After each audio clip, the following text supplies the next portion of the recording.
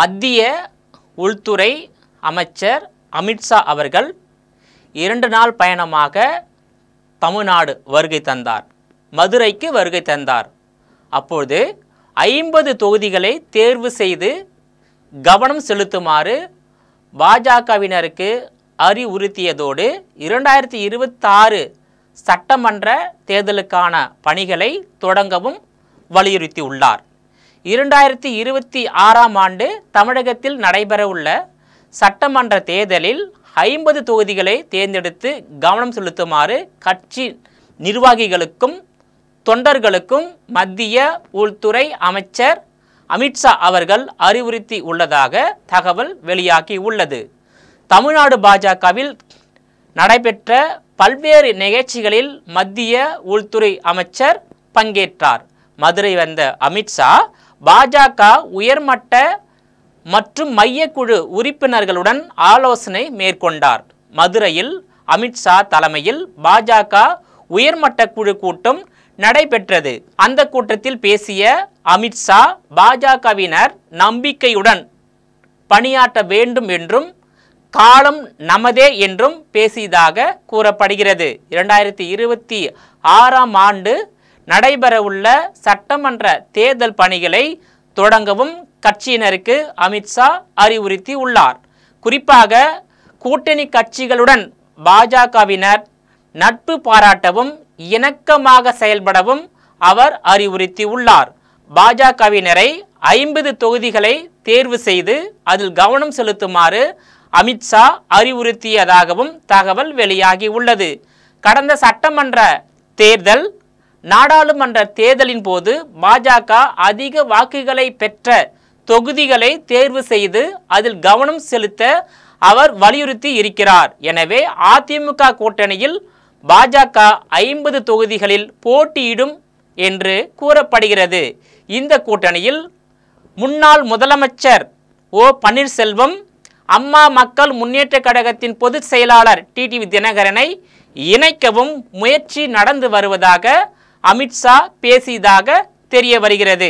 அவர்கள் இணையும் பட்சத்தில் அதனை எடப்பாடி பழனிசாமி அவர்கள் ஏற்பார் என்றும் தகவல் வெளியாகி உள்ளது. நடப்பு மாத இறுதியில் அண்ணாமலைக்கு கட்சியில் தேசிய அளவில் முக்கிய பொறுப்பு வழங்கப்படும் என அமித்ஷா கட்சி நிர்வாகிகள் மத்தியில் கூறியதாக தகவல் வெளியாகி உள்ளது. முன்னதாக இலங்கை தமிழர்களுக்கு தனி நாடு வேண்டும் எனவும் கச்சத்தீவை மீட்டு இந்திய மீனவர்கள் பிரச்சனையை முடிவு கொண்டு வர வேண்டும் என்பது உள்ளிட்ட பல்வேறு கோரிக்கைகளை வலியுறுத்தி மத்திய உள்துறை அமைச்சர் அமித்ஷாவிடம் மதுரை ஆதீனம் மனு கொடுத்து உள்ளார்.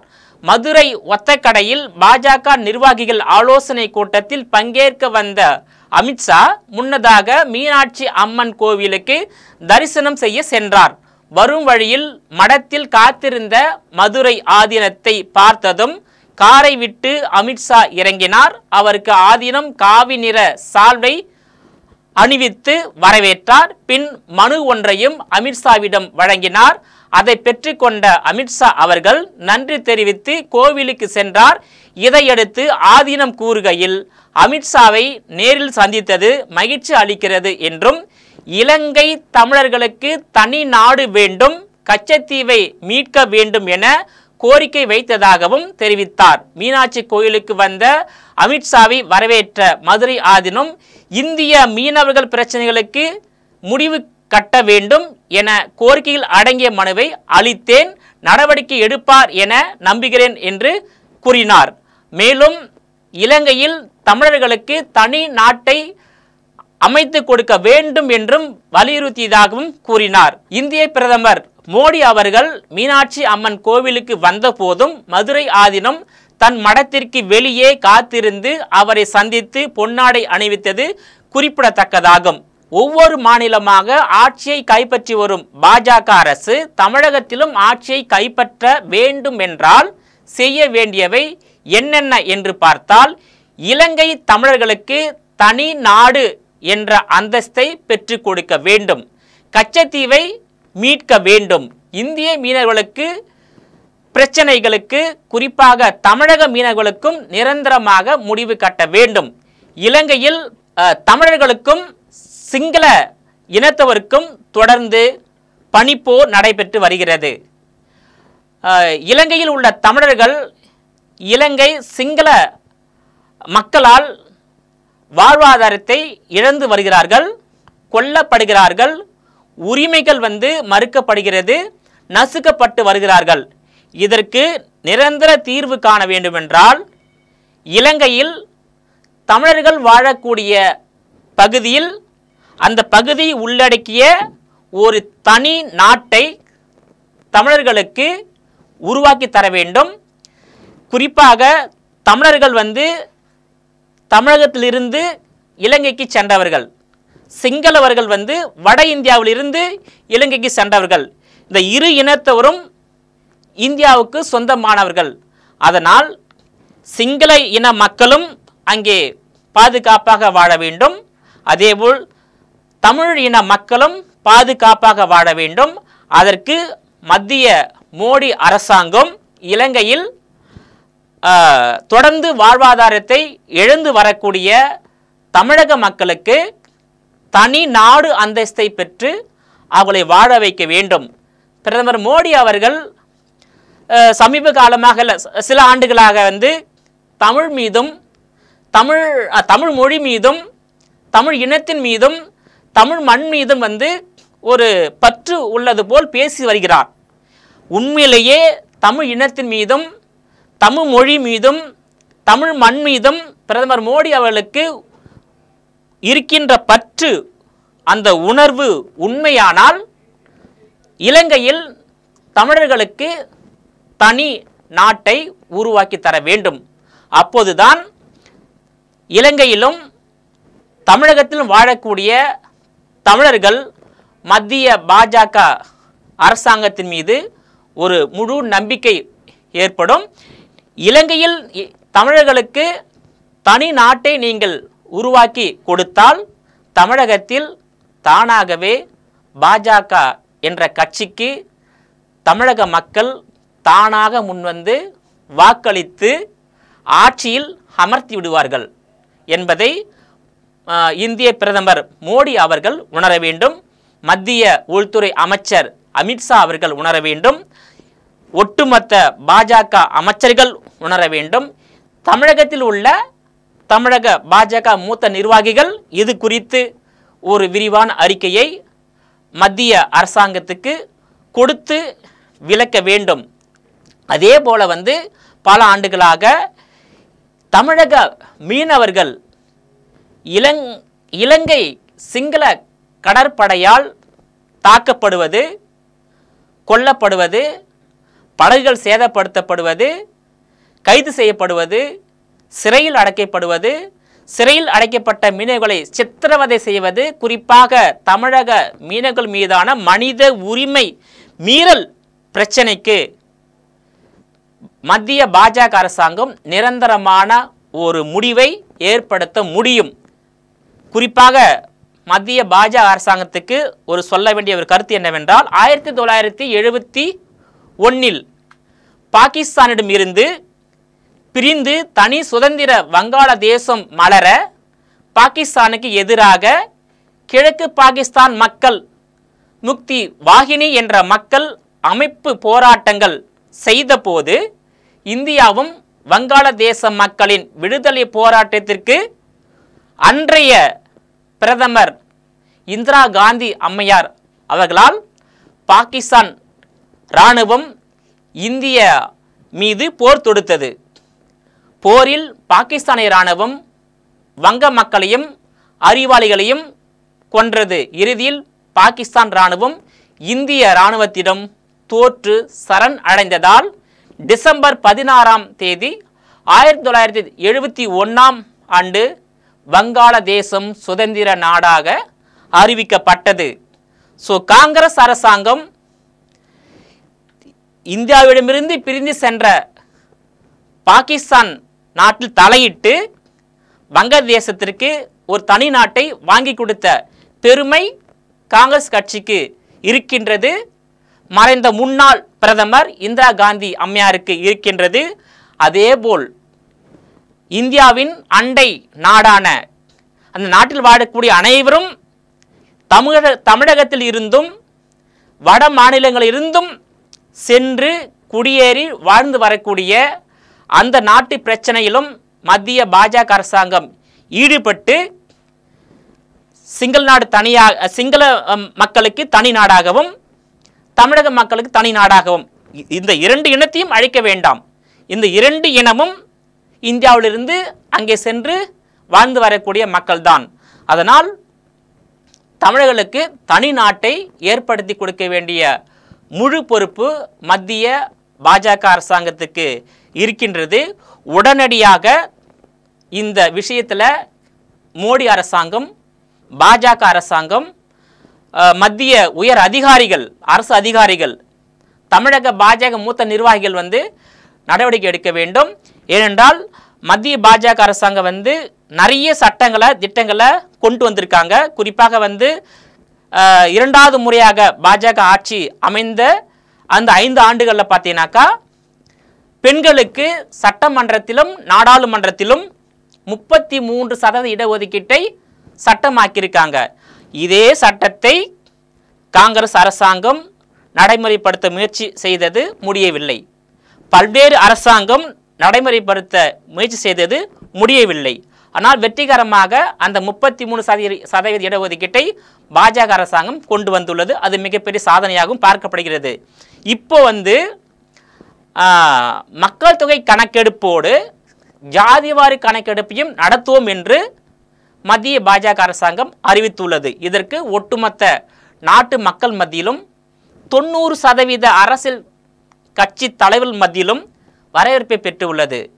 ஒருவேளை மத்திய பாஜக அரசாங்கமே அந்த ஜாதிவாரி கணக்கெடுப்பை நடத்த முன் வராமல் இருந்திருந்தால் எதிர்காலத்தில் இந்தியாவில் காங்கிரஸ் கட்சி ஆட்சி அமைந்திருந்தால் மக்களவை எதிர்க்கட்சி தலைவர் ராகுல் காந்தி அவர்கள் இந்தியா முழுவதிலும் ஜாதிவாரி கணக்கெடுப்பை நடத்தி இருப்பார்.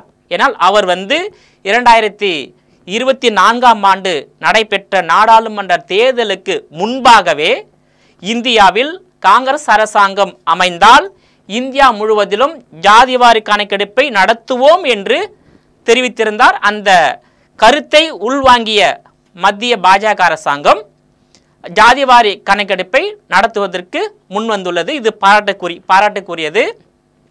இந்த தமிழ்நாட்டை ஆள வேண்டும், தமிழகத்தை கால் ஊன்ற வேண்டும் நினைக்கின்ற பாஜக அரசாங்கம் முதலாக நீங்கள் செய்ய வேண்டிய அந்த பணி, அரசியல் பணி, அந்த தமிழக மக்களுக்கான பணி என்னென்றால் இலங்கையில் வாழக்கூடிய தமிழர்களுக்கு தனி நாட்டை உருவாக்கி தர வேண்டும். இதில் எந்த விதமான பிரச்சனையும் கிடையாது.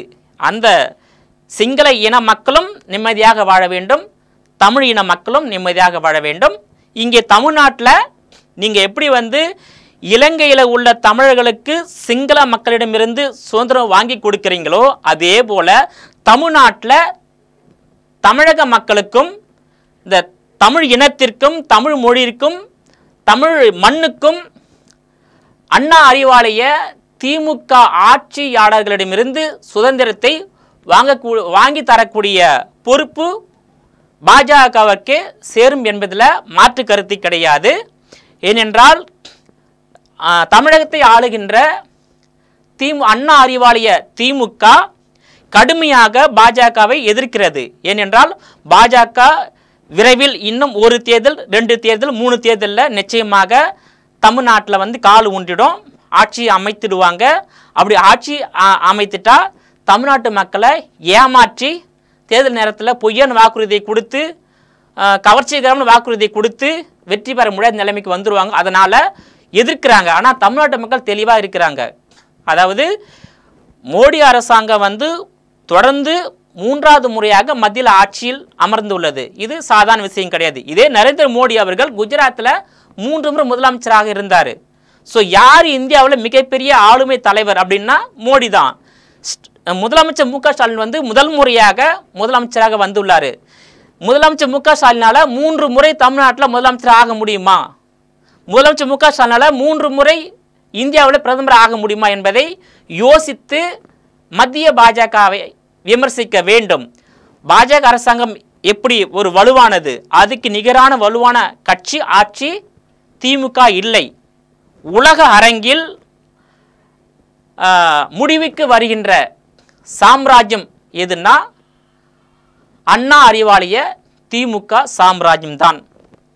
21ஆம் நூற்றாண்டோடு முடிவுக்கு வருகின்ற சாம்ராஜ்யம் அண்ணா அறிவாலய சாம்ராஜ்யம். அந்த அண்ணா அறிவாலய சாம்ராஜ்யத்துக்கு பிறகு தமிழ்நாட்டில் அனைத்து கட்சிகளும் ஆட்சிக்கு வரும். அதிமுக ஆட்சிக்கு வரும், பாஜக ஆட்சிக்கு வரும், நாம் தமிழர் கட்சி ஆட்சிக்கு வரும், தாவேக ஆட்சிக்கு வரும், விடுதலை சிறுத்தைகள் ஆட்சிக்கு வரும், பாமக ஆட்சிக்கு வரலாம், காங்கிரஸ் கட்சி ஆட்சிக்கு வரலாம். ஆனால் திமுகவால் மட்டுமே தமிழ்நாட்டில் ஆட்சிக்கு வர முடியாது. திமுக என்பது தமிழ் இனத்திற்கும் தமிழ் மொழிக்கும் தமிழ் மண்ணுக்கும் முற்றிலும் எதிரான கட்சி. மறைமுகமான ஒரு தாக்குதலை நடத்திட்டு வரக்கூடிய கட்சி ஆட்சி தான் திமுக என்பதை தமிழ்நாட்டு மக்கள் உணரக்கூடிய நேரம் வந்துவிட்டது. இந்த கருத்தை பாஜக, அதிமுக உள்ளிட்ட அரசியல் கட்சிகள் மக்கள் மத்தியில் கொண்டு செல்ல வேண்டும். கொண்டு சென்று தமிழ்நாட்டு மக்கள் மத்தியில் திமுகவுடைய அவல ஆட்சி, அநீதி ஆட்சி, குற்றவாளிகளின் கூடாரமாக விளங்கக்கூடிய அண்ணா அறிவாலய திமுக குறித்து ஒரு பரப்புரை செய்தால் மட்டும் போதும். அவங்க காசு கொடுத்தாலும் மக்கள் ஓட்டு போட மாட்டாங்க, பரிசு பொருள் கொடுத்தாலும் திமுகவுக்கு மக்கள் ஓட்டு போட மாட்டாங்க. இன்னும் ஒன்று, ஒருவேளை காங்கிரஸ் கட்சியே திமுகவிலிருந்து வெளியேறிவிட்டால் திமுக செல்லா காசு, திமுகவில் ஒரு தொகுதி ஜெயிக்க முடியாது. திமுக வெற்றிக்கு காரணம் ரகசியம் என்னன்னா பெரிய ரகசியம் கிடையாது. அகில இந்திய காங்கிரஸ் கட்சி தான் திமுகவை வெற்றி பெற செய்கிறது. அகில இந்திய காங்கிரஸ் கட்சியுடைய வாக்குகள் தான் திமுகவை ஆட்சி கட்டிலில் அமர செய்கிறது. இதை காங்கிரஸ் கட்சிக்காரர்கள் உணர வேண்டும்.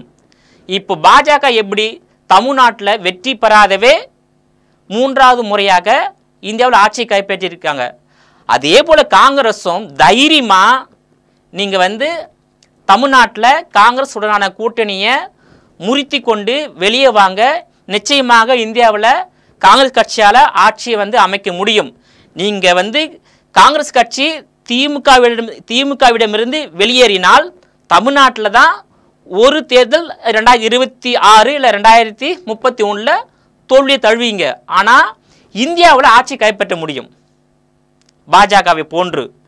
படிப்படியாக நீங்கள் உங்கள் காங்கிரஸ் கட்சி தலைமையில் காமராஜர் ஆட்சி அமைப்போம் என்ற அந்த முழக்கத்தோடு தேர்தலை சந்திங்க. நிச்சயமாக 2021 நீங்கள் 18 தொகுதியை ஜெயிச்சிங்க.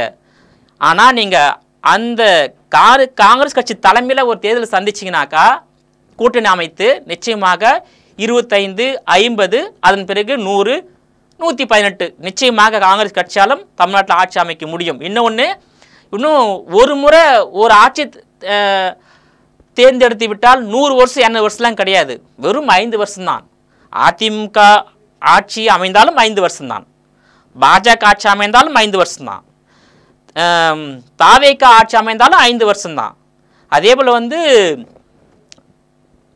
எந்த கட்சி ஆட்சி அமைந்தாலும் 5 வருஷம் தான், 100 வருஷம்லாம் கிடையாது. அதனால் ஆட்சி மாறிக்கொண்டே இருக்கும். அந்த மாற்றத்துக்கு உட்பட்டு தான் இந்த சட்டமன்ற தேர்தல், நாடாளுமன்ற தேர்தல். ஸோ இதனை கருத்தில் கொண்டு காங்கிரஸ் கட்சி முதல்ல தன் கட்சியுடைய பலவீனத்தை அறிய வேண்டும். மீண்டும் சொல்கிறேன், காங்கிரஸ் கட்சி தலைமையில் காமராஜர் ஆட்சி அமைப்போம் என்று நீங்கள் அந்த முழக்கத்தோடு தேர்தல் சந்தித்தா அடுத்து 10-15 வருடத்தில் காங்கிரஸ் கட்சியும் தமிழ்நாட்டில் 1967 இழந்த ஆட்சியை மீண்டும் கைப்பற்றலாம். இதுதான் நிதர்சனமான உண்மை. நீங்கள் முதல்ல திமுகவிடமிருந்து காங்கிரஸ் வெளியேறினாலே மத்தியில் காங்கிரஸ் கட்சியால் ஆட்சி அமைக்க முடியும். நீங்கள் திமுகவிடமிருந்து காங்கிரஸ் கட்சி வெளியேறாமல் மத்தியில் ஆட்சி அமைப்பது கடினமான ஒன்று, நிச்சயமாக கடினமான ஒன்று. இவங்க செய்த அந்த சமூக அநீதி சம்பவம் காங்கிரஸ் கட்சியை பாதிப்படை செய்யும். இன்னொன்று சொல்கிறேன், விடுதலை சிறுத்தைகள் கட்சி கூட நிச்சயமாக திமுகவிடமிருந்து வெளியேறினால் அவங்களுக்கும் எதிர்காலம் உள்ளது. அதே போல் திமுக தலைமையில் இடம்பெற்றுள்ள ஒரு 13 அரசியல் கட்சிகளும் வேறு கூட்டணியில் இடம்பெறலாம். 2026 திமுக தோற்க போவது உறுதி. அந்த திமுக ஏற்படுகின்ற தோல்வி திமுக தலைமையில் அமைந்துள்ள அத்தனை கட்சிகளுக்கும் தோல்வி ஏற்பட போகின்றது. நீங்கள் திமுக கூட்டணியிலிருந்து மற்ற அனைத்து கட்சிகளும் வெளியேறினால் நீங்கள் வெற்றி பெறலாம். நீ வெளியேறாமல் 2019 2025 வரையில் திமுக தலைமையிலான கூட்டணி வெற்றி பெற்றது, 2026 திமுக கூட்டணி வெற்றி பெறும் என்ற நம்பிக்கையில் நீங்கள் திமுக கூட்டணியில் இருந்தீனாக்கா திமுகவுக்கும் அதன் கூட்டணியில் உள்ள மற்ற அரசியல் கட்சிகளுக்கும் தோல்வி ஏற்படும் என்பதில் மாற்று கருத்து கிடையாது. 2026 பிறகு அண்ணா அறிவாலய திமுக சாம்ராஜ்யம் முடிவுக்கு வருகின்ற சாம்ராஜ்யம், 21ஆம் நூற்றாண்டில் முடிவுக்கு வருகின்ற முதல் சாம்ராஜ்யம் அண்ணா அறிவாலய சாம்ராஜ்யம் என்பதில் மாற்று கருத்து கிடையாது. நேயர்களே, மீண்டும் இது போன்ற மற்றொரு நிகழ்ச்சியில் சந்திக்கிறேன்.